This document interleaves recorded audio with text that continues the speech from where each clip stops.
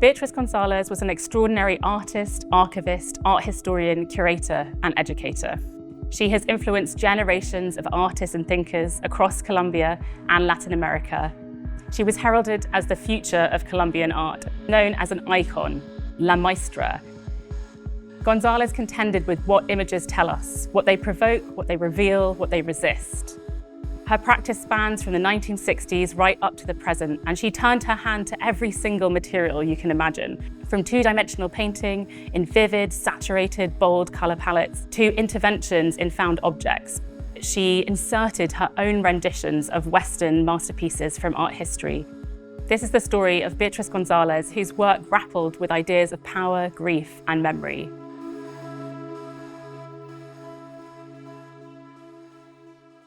Beatriz González was born in 1932 in Bucaramanga in Colombia.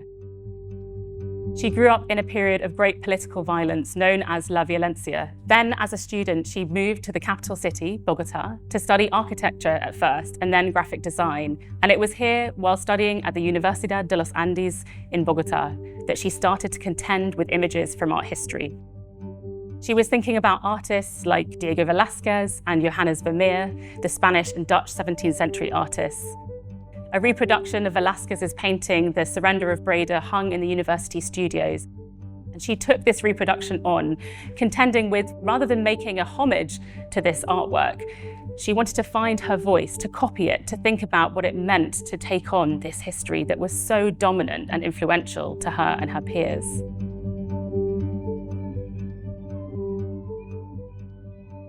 There's an amazing series of works from the 1960s in which González takes on two paintings by Vermeer as her starting point, The Lacemaker and Woman Reading a Letter. She takes these two paintings by Vermeer and starts to break down their compositions, almost dissecting art history into these blocky forms and bold, saturated colors.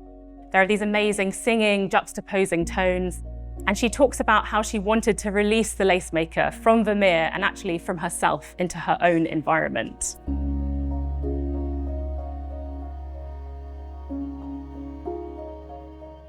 In the painting Encajera Almanac Piroja, González splices this reference from Western art history, this iconic painting by Vermeer, with everyday sources that she would have encountered in her life in Colombia.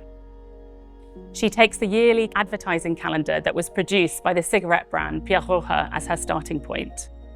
Every year, the cigarette brand would publish an annual calendar with bold, saturated colors as their background for each month, with often an image of, for example, a glamorous woman smoking in front of it. González paints the lacemaker from Vermeer's work, and it superimposes her on this saturated green, vivid background in reference to the cigarette brand's calendar. So here she's combining for the first time this very gendered particular image from advertising, from everyday life, with this revered masterpiece from Western art history. We really see her wit and subversive attitude come to the fore here for the first time. This is a young artist finding a new artistic language, her own visual style, a voice for her practice.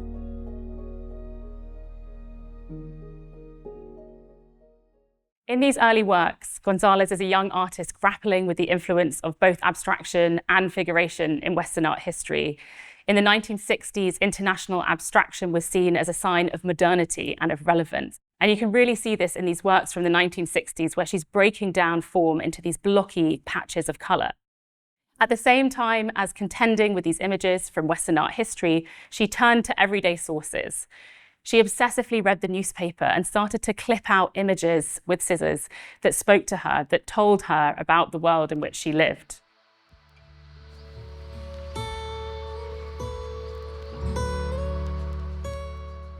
In 1965, she came across an image that compelled her. It was a portrait photograph of a young couple dressed very smartly, jointly holding a bouquet of flowers in their hands. The story behind this image was in fact deeply tragic. The couple had committed suicide together to save the young woman's purity from a world of so-called sin, as the young man had written in the suicide note. This is a story of religious commitment, of gendered power dynamics. However, González insists that it was actually the image itself that fascinated her, not the story behind it. The image was reproduced across countless publications and newspapers, and it started to degrade as it was copied. The image distorted and became abstracted, and Gonzalez was fascinated by this. She took the image as a starting point for an extraordinary trio of paintings, Los Suicidas del Sisga, the Sisga Suicides, from 1965. In these three works, she breaks down the image into these blocky patches of colour, these vivid, saturated tones that sing against each other. The couple is repeated again and again across these canvases, almost insisting on their presence. Of course, Gonzalez stated that it was the image alone that intrigued her. However, she decided to title the series The Sisga Suicides, drawing the viewer's attention directly to this story of loss and of tragedy. These works in 1965 mark Gonzalez's beginning of her engagement with images of violence. Gonzalez reflected across later decades that part of her interest in images from the newspapers and from the media was to ensure that these images of violence and of loss did not disappear from our memories. At the same time as contending with images that she would have encountered every day in the media, she became particularly obsessed with a series of images printed by a publishing company called Gráficas Molinari. These cheaply printed and widely distributed prints depicted everything from scenes of mothers and children to nature, to popular icons like Simón Bolívar, the liberator of South America and one of the founding fathers of Colombia. These images would have been bought on the street, pinned up in people's homes, and Gonzalez was fascinated by why they held such popular appeal. She was interested in these images, which were reproduced in these kitsch, almost kaleidoscopic colours, not to mock their subjects, but to really grapple with why they held such popular appeal. A particular series of works from 1965 to 1968 take a series of these prints that depict these very idealized images of naiads, water nymphs, and also mothers and their children as their source.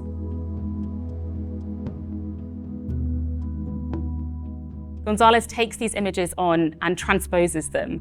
They're extraordinary color palettes that modulate across their surfaces. The skin tones range from rosy pink to teal green to dark brown.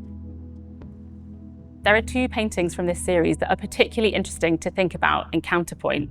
One painting is of a water nymph or naiad in this sea of blue, surrounded by water lilies, this very idealized portrait of white femininity. The prints that Gonzalez used as her source were often based on European engravings and classical mythology, and they depicted this very particular idealized idea of femininity. And in another painting, she transforms this woman, giving her darker skin and splicing the side of the canvas with the colors of the Colombian flag.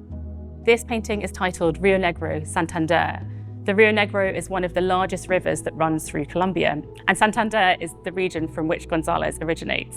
In this painting, she's grappling with ideas of national identity, and she even paints these motifs in each of the corners of the canvas that look almost like photo corners, as if this image was pinned into a scrapbook. Immediately, these associations of nostalgia and memory are evoked.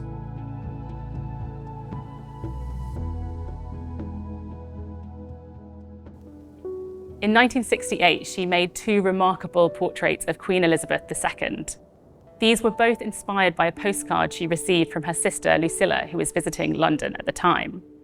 It was this very kitsch, technicolored portrait of the Queen, and on the back of the postcard, Lucilla wrote, perhaps tongue-in-cheek, that she thought that this photo looked like one of Gonzalez's paintings. Gonzalez takes this image as her source and paints the Queen in these very unusual, sickly color palettes. One of the works is titled Adios Africa, Goodbye Africa. And of course, this work directly brings to the fore the fact that across this decade, many countries in Africa were gaining independence from colonial rule. These are very witty, irreverent, satirical takes on the images that people will have encountered every day in magazines, newspapers, and tabloids across Colombia. Gonzalez is interested in why these images held such popular appeal. She made a striking group of screen prints in which she depicted everyone from Jackie O riding a camel in Egypt, Christ on the Montserrat mountain, to the Pope donning a Native American headdress. She's thinking about these national icons, these figures who loomed large in the public's consciousness, who really captured the popular imagination. People often see resonances with the works that Gonzalez made during this period with the international movement of pop art in the 1960s. Her bold, vivid colours, her taking on of popular icons reproduced in the media. However, Gonzalez resisted this label. She didn't see herself as a pop artist and said that she wasn't aware of what was happening in this movement in the 1960s. Instead, she was thinking about how these images of icons land in Latin America and are proliferated and transformed through the media in which they're represented. 1970 marked a new period in Gonzalez's practice. She started to make what she called interventions into found objects, into everyday furniture. These metal pieces of furniture were typical of the 1970s.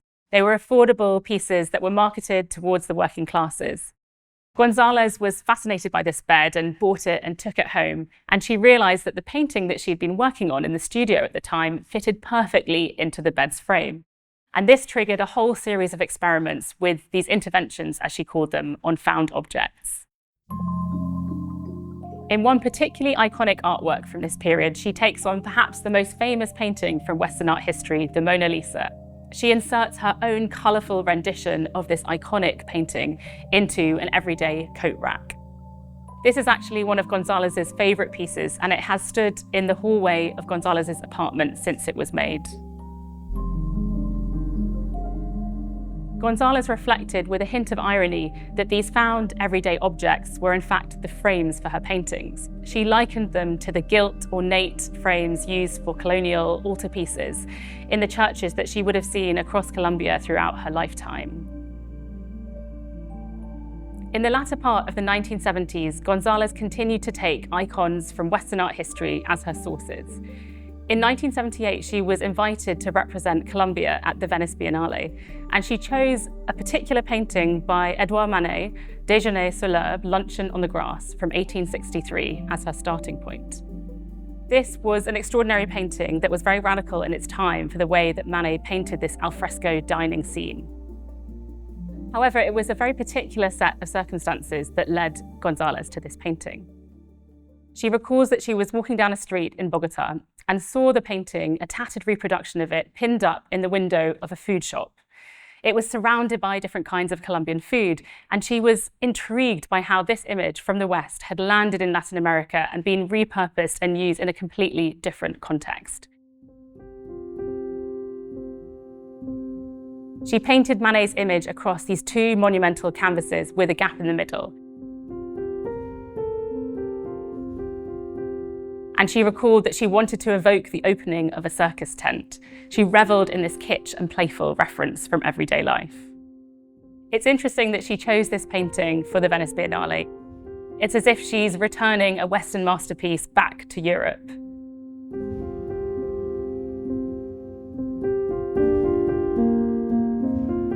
The year 1981 marks Gonzalez's final engagement with Western art history. In the late 70s, she decided to take perhaps one of the most famous paintings at this time, the Guernica by Pablo Picasso, as her starting point. She started her work in March of that year and intended to mirror Picasso's production process exactly, ending that summer. Of course, this painting by Picasso had loomed large in the public international imagination. It really represented the horrors and conflict of the Spanish Civil War. It's hard not to make parallels between what was happening in Colombia at that time with the internal armed conflict and the extreme violence that was proliferating across the country and affecting everyone's lives. Gonzalez must have seen these resonances between the two histories.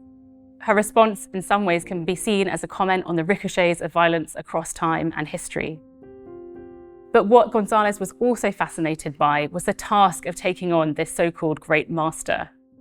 While making her own version of Guernica, which she titled Mural for a Socialist Factory, she wrote a diary every day explaining the challenges of copying Picasso's particular style, his form, his gestures. It was a really layered conceptual work of art, an artist contending with influence, but also responding to the conflict of her time.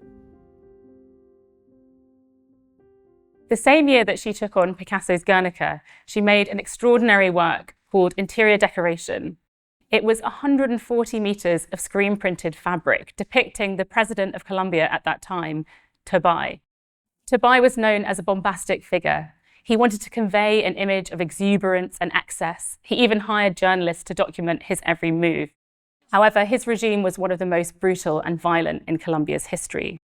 Gonzalez takes an image from the newspaper of Tabay at a party, laughing and drinking, surrounded by guests, with a curtain flanking the scene behind them.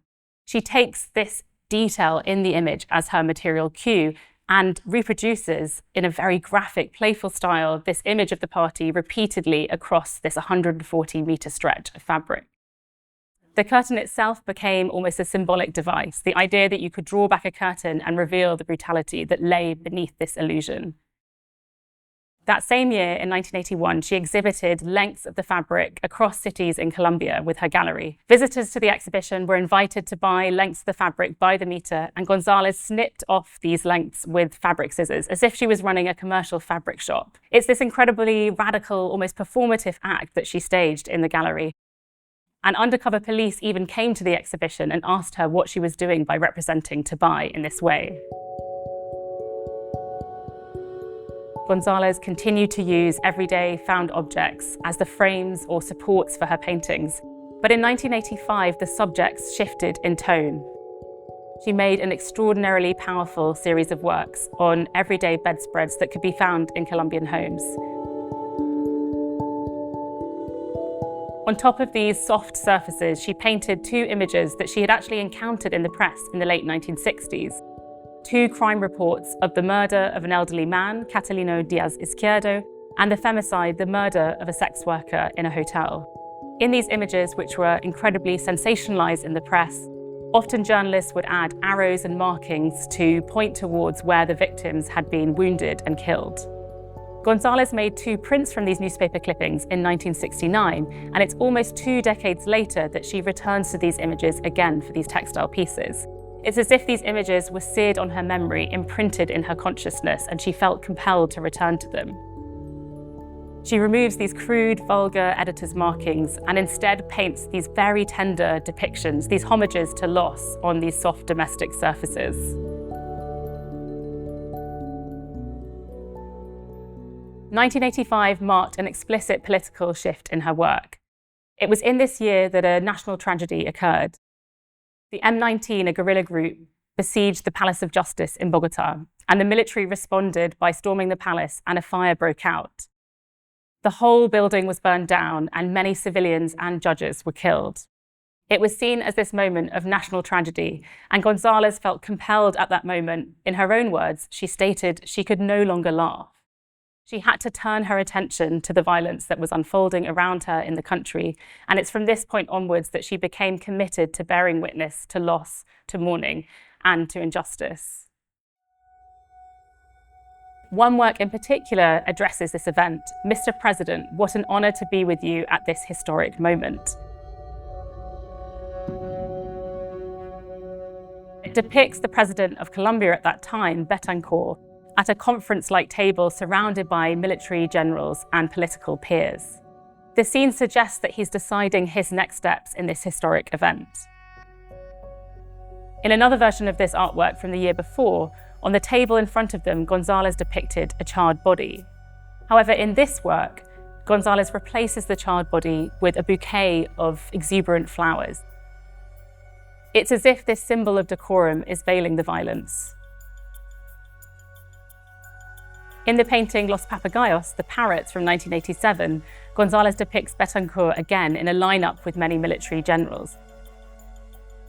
They're depicted in these sickly colour combinations of yellow, green, red, orange, and purple, almost as if she's satirising their very presence. In 1992, Gonzalez was invited to contribute to an exhibition titled Anti-America, or Regarding America. This groundbreaking exhibition marked the 500th anniversary of the so-called discovery of the Americas by Christopher Columbus. They wanted to invite artists from across Latin America to contend with this supposed unified stereotype of what it meant to be Latin American. And they wanted artists to contend critically with this violent history of colonization. Gonzalez was invited to take part in this show, and she responded with a striking series of works that all took a particular motif as their cue. She encountered a newspaper clipping of a flooded landscape of the Magdalena River in Colombia. In the very far right corner was a tiny motif of an indigenous rower paddling through the waters and looking back at the camera person. This is a detail that one might easily have missed leafing through the newspaper. However, it caught Gonzalez's attention, and this motif of the rower features in all of the works that she made for this show. In one particular painting, the motif is enlarged to a monumental life-size scale. The figure looks back at us with an enigmatic gaze. Their skin is depicted in deep purple. There are dark blue curtains that frame the canvas as if parting to reveal the scene to us. Gonzalez recalls how in this period in the 90s, her palette turned towards the shadows. There's this tonal shift in her work where she's really bearing witness to the violence, the mourning and loss that was proliferating across Colombia. She starts working with these murky, dirty greens, these vibrant yellows, these saturated terracottas, these teals. There's an extraordinary tonal shift in the work that really attends to the feelings and emotions of loss.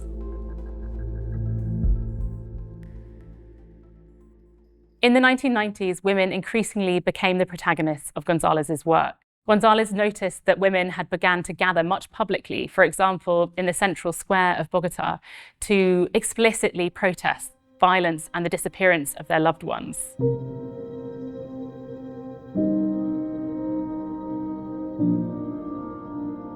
It is these images that Gonzalez takes as her starting point for an incredibly powerful series of works in the 1990s.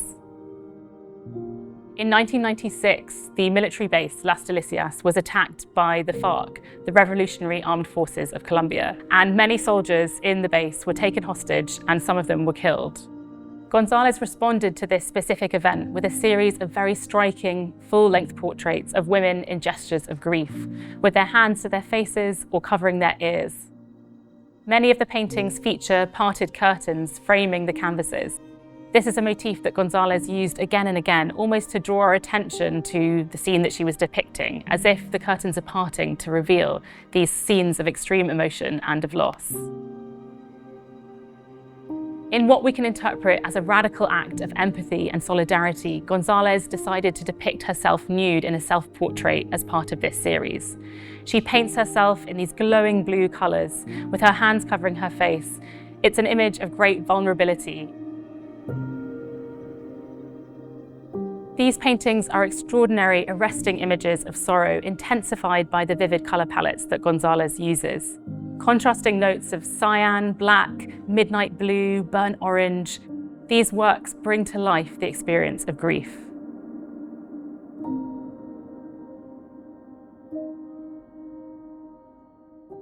In the 2000s, Gonzalez became aware of new ceremonies that were being introduced to honour the dead. The Colombian government arranged for people to be brought to Bogotá in buses, to be put up in hotels, and as part of these ceremonies, they were presented with beautiful carved wooden boxes with the remains of their loved ones. Gonzalez was intrigued by the images of these ceremonies, processions of people carrying these small coffin-like boxes. Gonzalez made a powerful series of paintings responding to the images in the newspapers of these ceremonies. In some ways, these paintings offer us images of reconciliation, of the possibility of coming to terms with death through ritual and ceremony. In 2003, Gonzalez and her friend, the artist Doris Salcedo, became aware that the 6 neoclassical buildings in the National Cemetery in Bogotá were due to be demolished. This was a historic site, a space for national mourning and for contending with grief. The two artists wanted to find a way to preserve this site and make it accessible as a space for reflection for future generations. After years of campaigning to save the site and different challenges along the way, Gonzalez recalls how one night she was passing by the cemetery in the moonlight. She saw all of the open hollows, the places where bodies would have been laid to rest. And she sealed these hollows with over 8,000 screen prints of a particularly haunting motif that would have become very familiar to Colombians by this point, the cagueros, or the porters of death, 2 figures carrying a body.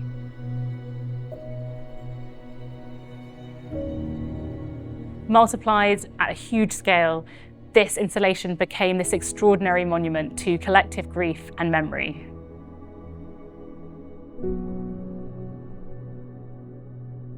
In her own words, Gonzalez saw herself as a transgressor who didn't fit in her time. She recalled that she was swimming against the current in her work and looking for a different way of painting.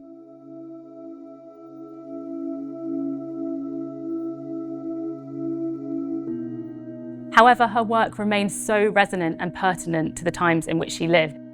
Gonzalez's legacy and influence remains so persistent today. We live in an image-saturated society where we're constantly bombarded by images of violence, images of popular culture, and we're contending with how to process them, how to absorb them, how they shape our understanding of the world that we live in. Gonzalez's practice can perhaps best be summed up in a statement that she referred to again and again throughout her life. Art says what history cannot.